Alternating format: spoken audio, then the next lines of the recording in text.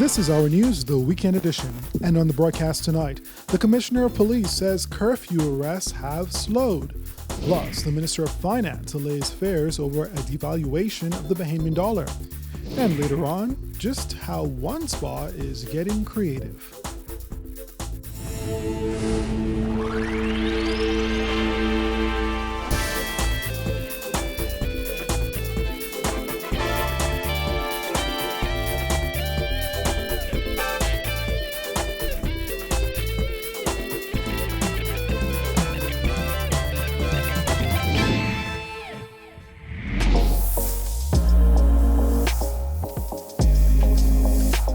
Our news is brought to you by Alive. Good evening, everyone. I'm Andrew Knowles, and thanks so much for joining us. Topping news tonight, an internal inquiry is underway into a social event which occurred in a magistrate's court on Independence Eve. Video from the event showing people dancing and socializing in the courthouse made its rounds on social media. In a statement, the Office of the Judiciary says it is aware of the video and an investigation is underway to determine the facts and circumstances surrounding the events. The video shows individuals not wearing facial masks and not complying with the physical distancing requirements. According to the statement, some people in the video appear to be members of the court staff while others are not. The Office of the Judiciary says the scenes shown on the video do not reflect the standards and professionalism of members of the court staff in discharging their duties to the public. Furthermore, the judiciary considers this a serious matter which requires urgent attention and action consistent with maintaining public confidence in the administration of justice. The judiciary says appropriate action will be taken in line with the conclusions of the inquiry. Well, with restrictions imposed under the COVID-19 emergency orders slowly easing, Commissioner of Police Paul ROLLE says curfew arrests have slowed considerably. Our Jasmine Brown reports. The Bahamas was placed on a 24-hour curfew and weekend lockdowns in mid-March. The daytime curfew was lifted in early June, with a nighttime curfew of 10 p.m. to 5 a.m. remaining in place. While arrests were fast and furious during the stricter lockdown periods, ROLLE says those arrests are now slowing down. You don't really have so many arrests anymore because people have been mostly abiding.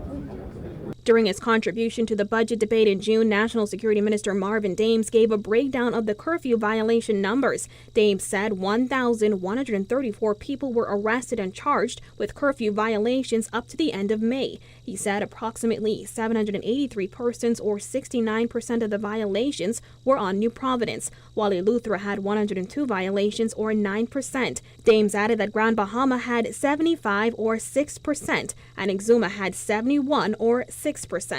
ROLLE says the Royal Bahamas Police Force and other law enforcement agencies have been on the front lines to ensure curfews are adhered to, from setting up roadside checkpoints to keeping an eye on local beaches. Bahamas Police Force are here, and we will be able to respond to any eventualities. The reality is that the COVID is, much of the lockdown is now over, so people are interacting, and I would wish to encourage members of the public to behave themselves. When asked whether he believes the curfew has helped the police get a better handle on crime, ROLLE said this. The Commissioner of Police did not sign any curfew orders. I have a policing plan, and I am enforcing and rolling out my policing plan, which I expect will help to keep the Bahamian people safe. The curfew is in response to COVID-19, and I would hope that the Bahamian people will understand that the purpose of those, the intent is to keep persons safe.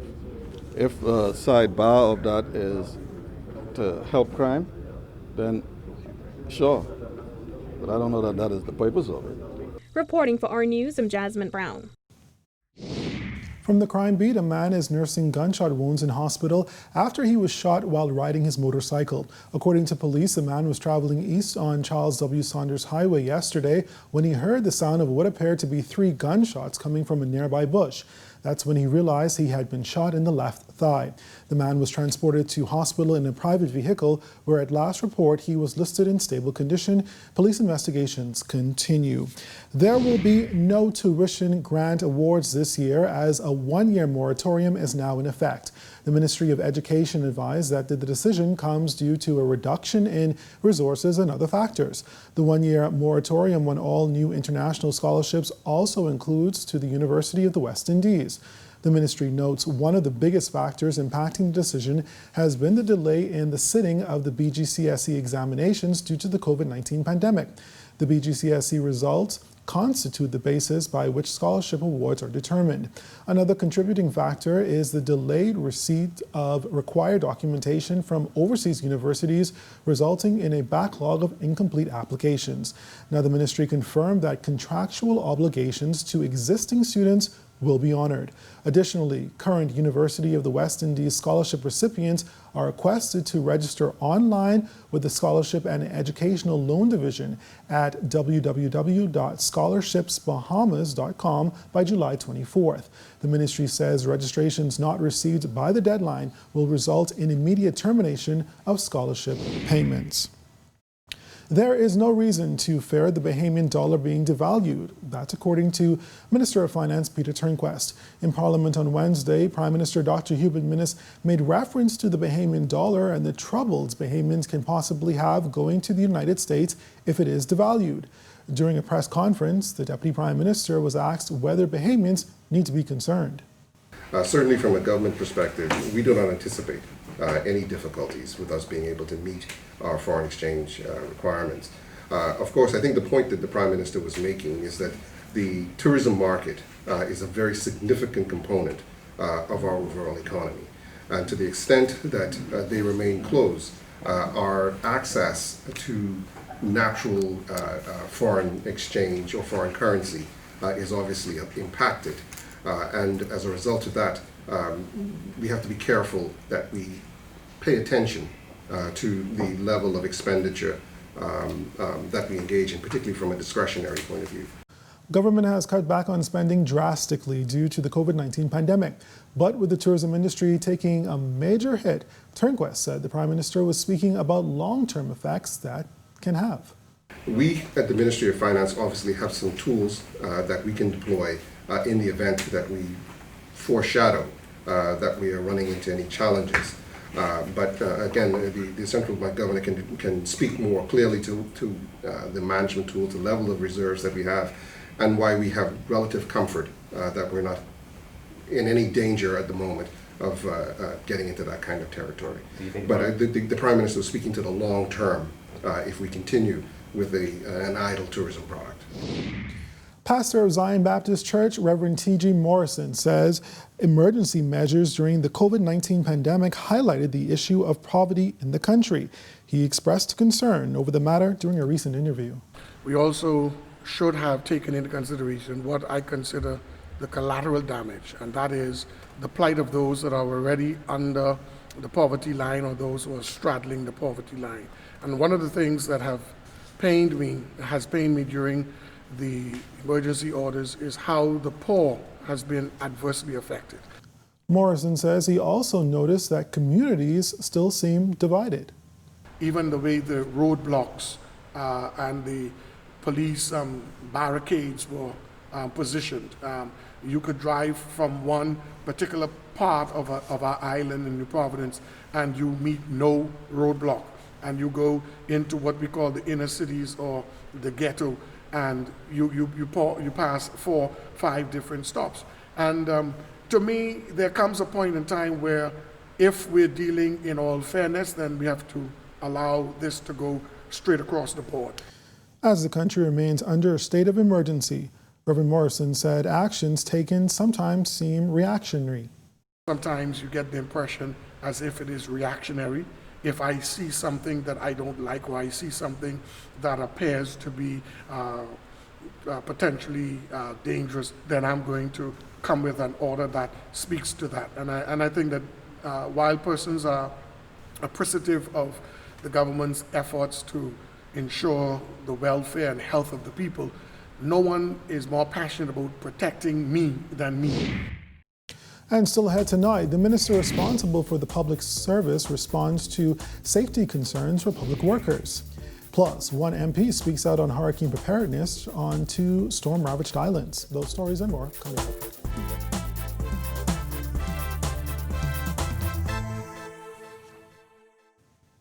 Are you ready to get healthy and fit? Be sure to tune in to Morning Moves with me, Bowflex Barbie, certified personal trainer and group fitness instructor. Every weekday morning at 6 and 9 a.m. and Saturday mornings at 8 and 10 a.m., you'll get to sweat with me from the privacy and comfort of your home, right here on RTV Channel 212. My workouts are fun, challenging, and designed for all fitness levels, so be sure to join me for your Morning Moves, the perfect way to start your day.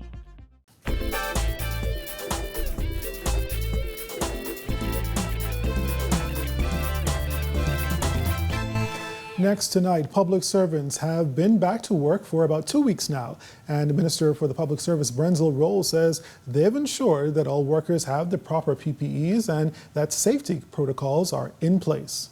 The Ministry of Public Service bought thousands of masks and gloves and distributed them to the agencies.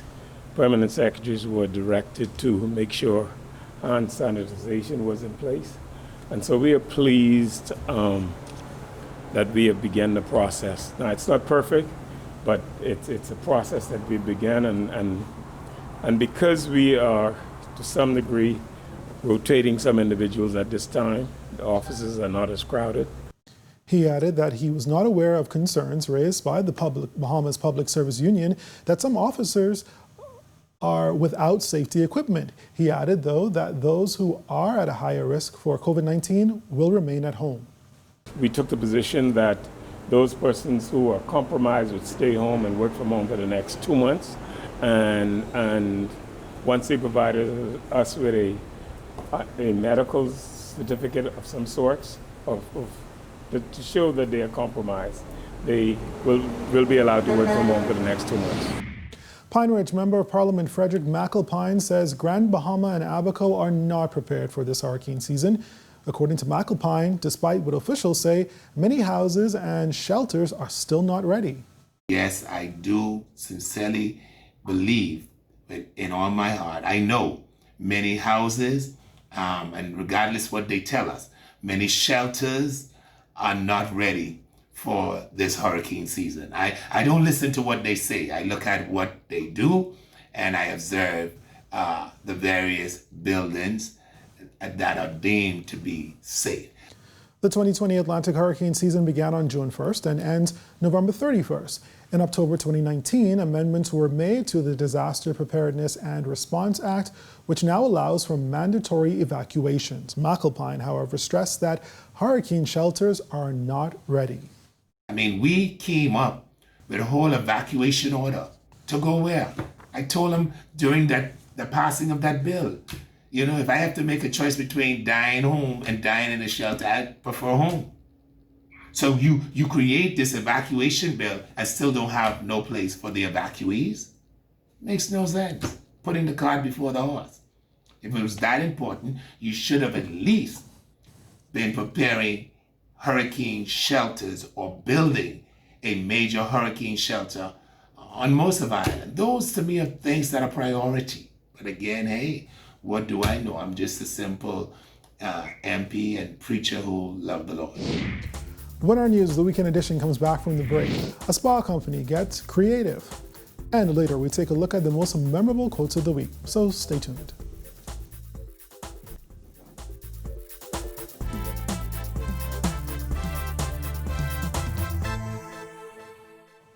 The Rev store at Marathon Mall is being renovated and moving operations to the Alive store at Marathon Mall for all your Rev needs until further notice. Even better, Rev customers can now also visit the Alive stores at the Southwest Plaza for all your Rev services. Rev bill payment remains available at all Alive locations. Please visit www.bealive.com/store-locator to find the exact locations and contact details of these Alive stores.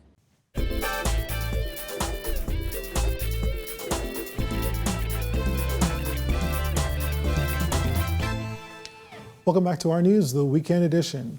A mobile spa company that focused almost exclusively on the tourist market says it has seen a major reduction in sales since the pandemic.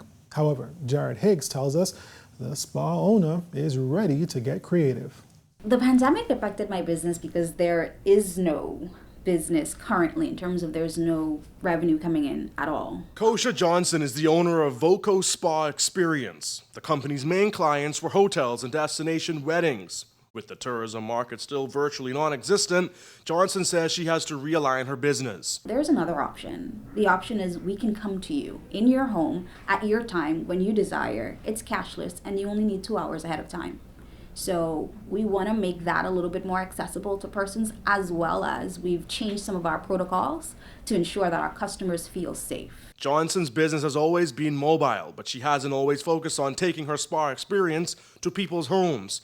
But the new normal looks like it will change that. We're making sure that all of our girls are being read via the thermometer to make sure that their temperatures are low. We've implemented a vacuum seal bag, which allows our customers to know that their sheets have been disinfected, cleaned, sanitized. Nobody else have had access to that prior to getting there. And then also doing our protocols for sanitation, disinfection, right there for them to see. Many businesses that rely on tourists, like VOKO'S traditionally did, have suffered major losses during the pandemic. But Johnson says she isn't discouraged. As a business owner, being able to adapt is key. I don't feel like it's a downfall. I feel like it's more of something that you need to push forward and evolve. I'm a big believer of evolving, so I think this is the opportunity for that. And we're ready. We're ready just to be there and serve as best as we can. While business may be slow, Johnson says there are signs of hope on the horizon. We have we have 2 weddings in August, which is next month, and then they're booking for another wedding in December, and then there's one for next year already. So people, I would say more than our regular services, which are massages, facials, we're getting a lot of destinations because a lot of people aren't able to move and maneuver, and again, that's the leisure of having somebody mobile, because we're going to Kamalmi Key, we're going to Cat Island. We don't just service Nassau, we service the entire Bahamas. Reporting for Our News, I'm Jared Higgs. Well, in keeping with tradition, Princess Margaret Hospital celebrated the birth of the first boy and girl born on July 10th this year. Brittany Victor gave birth at 1:05 a.m. to the first baby girl, weighing in at 7 pounds, and GULFANIQUE Bullard gave birth at 3:52 a.m. to the first baby boy. He weighed in at 7 pounds and 10 ounces. PMH, along with the Cookie Collection, celebrated the country's 47th anniversary of independence by presenting the mothers of the infants with special baskets. It is our pleasure on behalf of Cookie Collection and our other donors to present our first boy. We have 6 girls and you have the only boy so far today. And we just present you with these lovely gifts for you and your baby to enjoy. We pray all of God's blessings on you and your infant. Congratulations to the mothers. Well, up next, the countdown to our quotes of the week, so stay tuned.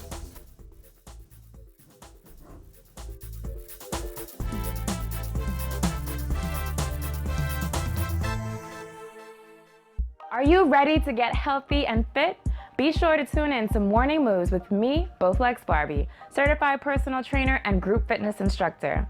Every weekday morning at 6 and 9 a.m. and Saturday mornings at 8 and 10 a.m., you'll get to sweat with me from the privacy and comfort of your home, right here on RTV Channel 212. My workouts are fun, challenging, and designed for all fitness levels, so be sure to join me for your Morning Moves, the perfect way to start your day.